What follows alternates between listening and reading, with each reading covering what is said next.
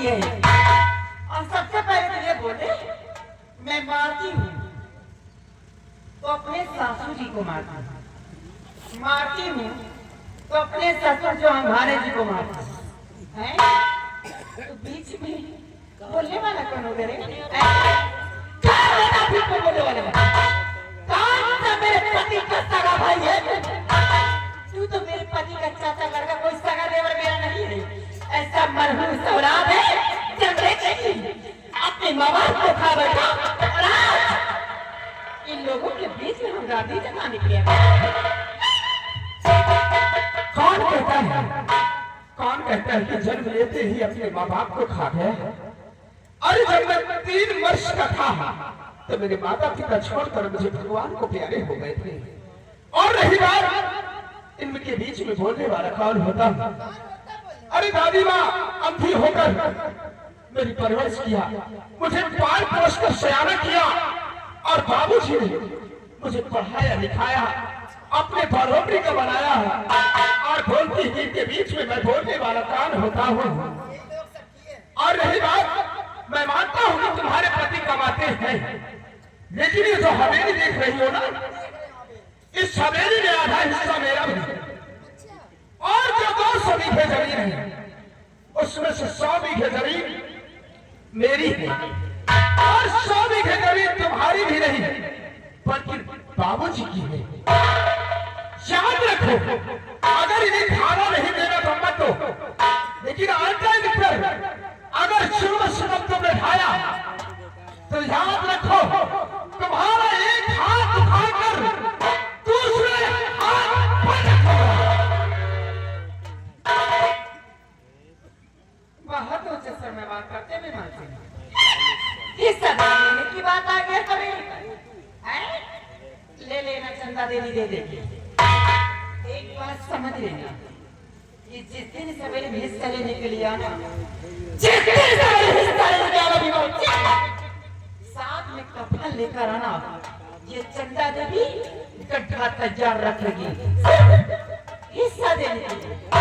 इन लोगों को हिस्सा क्या करेगा? इसी वक्त मेरे परेशान होने की जरूरत नहीं किसी को।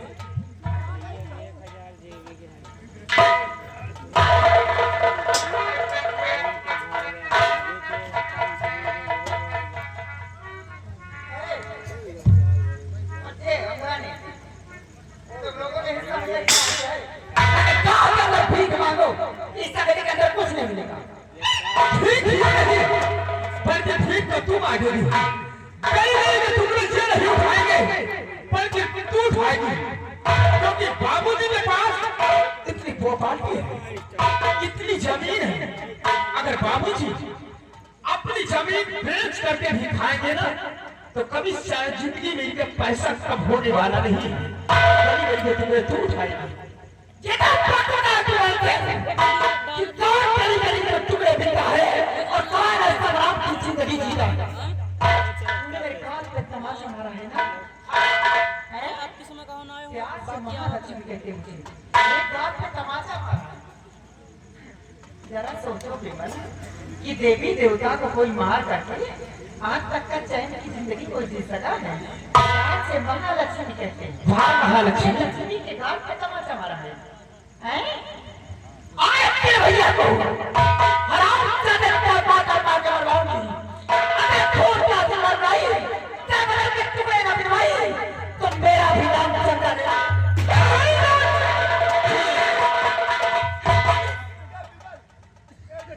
याद रखना सारी गर्मी उतार तुझे हराम पर हवा लग रहा है। नहीं मेरा हाथ छूट गया तो कोई तुम्हें बचाने नहीं आएगा। अगर भैया हो तो पटक के मार।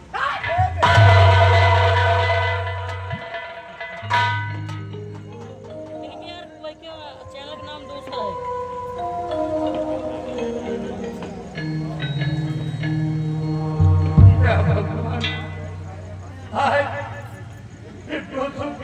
जमीन था और मेरे हिस्से में ये मुझको खाली मिला। बेटा विमल हो सके तो ये आ गए राम कुमार भाई 20 रुपए से को देते हुए नाम 5 शुक्रिया। बेटा हो सके तो रुपया थाली में डाल दे बेटा। यहाँ छे यहाँ हमें ताऊ जी, आप घबराइए नहीं, मैं आज के बाद अपनी पढ़ाई लिखाई सब कुछ छोड़ दूंगा। अरे नहीं बेटा, ये क्या कहता है, तू अपनी पढ़ाई छोड़ देगा? नहीं बेटा नहीं, अपनी पढ़ाई मत छोड़ना, कम से कम अपने साल पढ़ इम्तिहान अपने के साथ दे दे बेटा, फिर उसके बाद तेरे जी में जो है सो करना, लेकिन अभी पढ़ाई मत छोड़ना बेटा, तेरी जिंदगी बर्बाद हो जाएगी, तेरी क्रेडिट खराब हो जाएगी बेटा। बाबू जी, आप मेरी कहने की बात करते हैं और जो आप पर मैं अपनी आंखों से नहीं देख सकता बाबू जी, आप घबराइए नहीं, मैं अभी जिंदा हूँ और मैं तुम्हें कमाकर खिलाऊंगा। आप मेरे साथ चलो, मैं तुम्हारी खाने की व्यवस्था करता हूँ।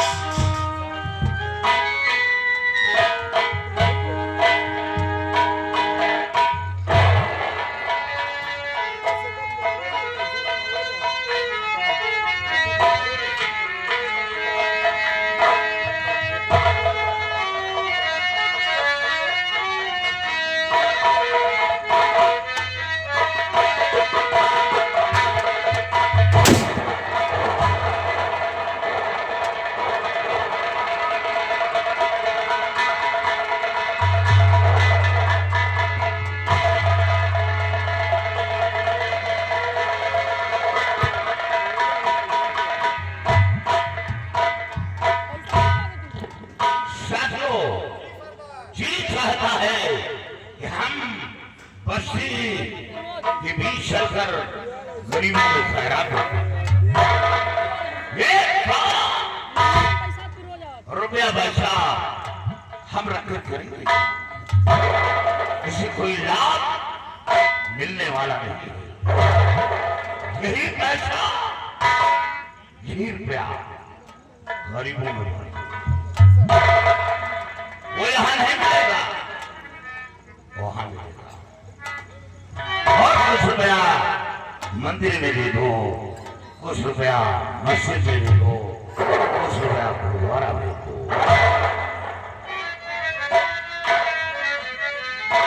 और उठा हाथ बंदूक लो मेरे वीरे,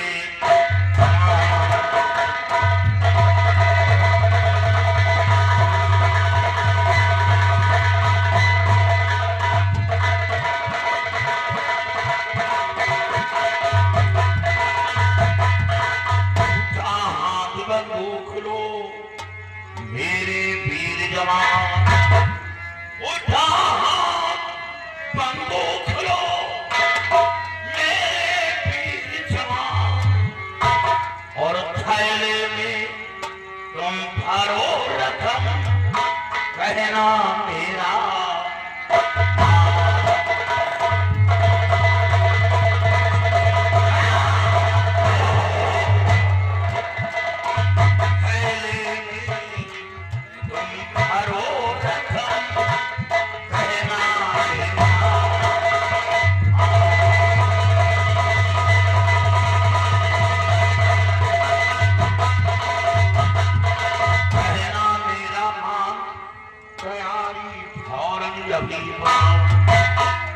कहना मेरा मान तैयारी और अभी बनाऊं, और तेरे करीबों के घर चल कर दौलत देकर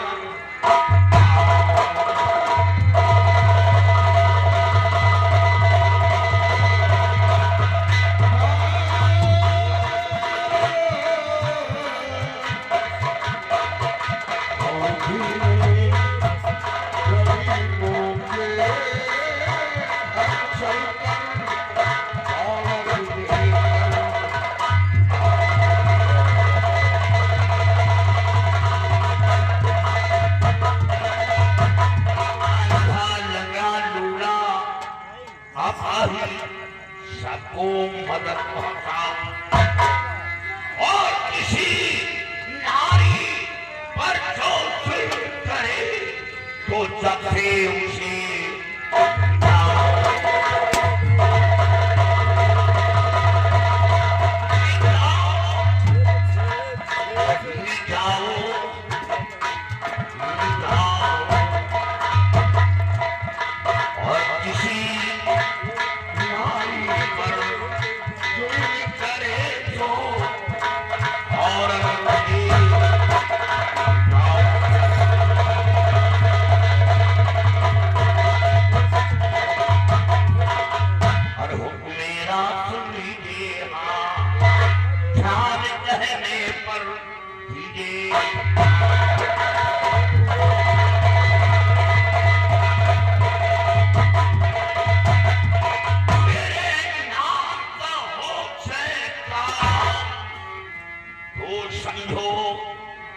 घाटी के अंदर चमके मेरा शायो सुना काफी तादाद में ले लो और बस्ती की तरफ निकल चलो। जय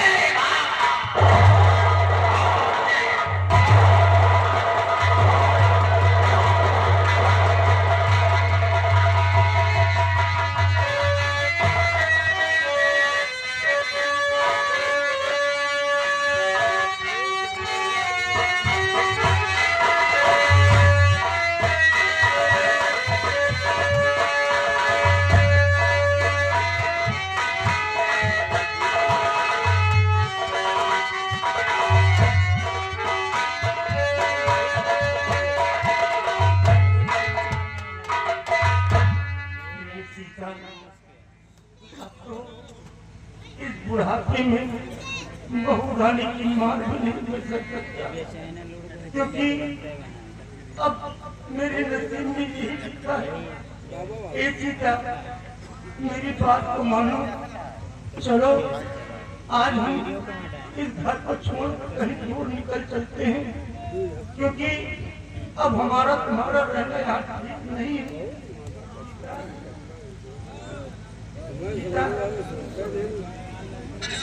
मेरी बात मानो, अरे मैं तो इस घर को छोड़कर कब निकल जाता, लेकिन मैं यही सोचता था कि अगर मैं चला जाऊंगा तो तुम्हारी देखभाल कौन करेगा, तुम्हें खाना कौन खिलाएगा। अरे तुम इस महल के अंदर कचरे में भी पड़ी रहोगे तो तुम्हें उठाने वाला कोई नहीं है। इसलिए मेरी बात मानो, तुम मेरे साथ यहाँ से दूर निकल चलो और घर का माया मोह छोड़ दो। सीता, ये हम लोगों का मुकद्दर है।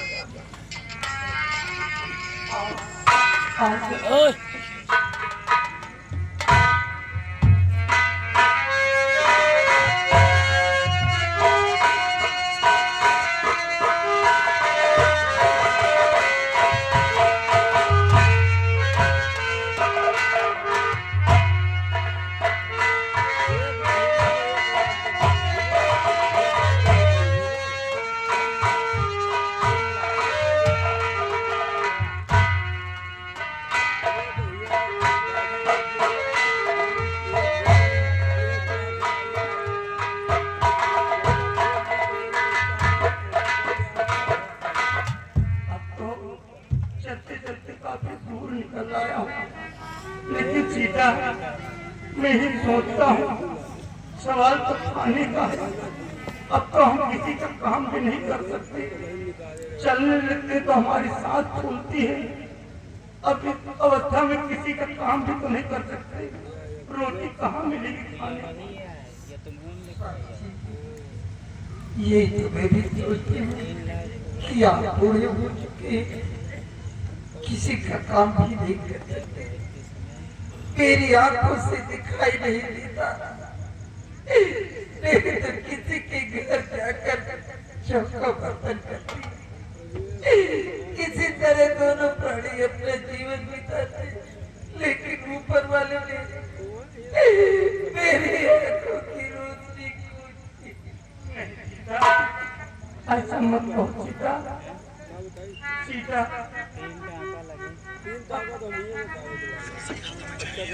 सीता, आज तुम चूल्हा चौका बर्तन करने की बात करती हो।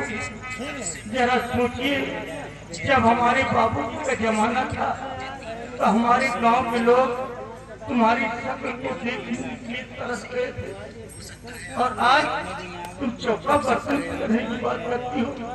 नहीं सीता नहीं, हम तुम्हें चौका बर्तन किसी घर नहीं भेजेंगे। बहुत बड़ी दुनिया है सीता, कहीं भी भीख मांग के खा लेंगे, लेकिन हम किसी के घर चौका बर्तन नहीं करेंगे।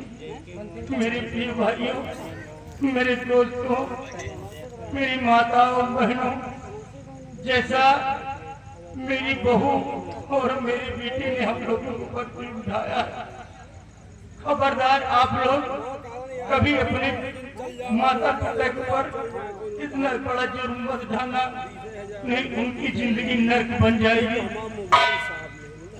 और अगर जुर्म ढाना तो एक बार अपने भी बारे में सोच लेना कि मेरी भी कोई औलाद होगी तो कहीं ऐसा न हो कि मेरा औलाद मेरे साथ ऐसा करे। इसलिए आप लोग कभी भी ऐसा कदम नहीं उठाना। हो सके तो बाबूजी हम लोगों के आगे हाथ जोड़ते हैं, कुछ खाने के लिए रुपया 2 रुपया हो सके तो एक टुकड़ा रोटी खाने का सहारा बन जाए।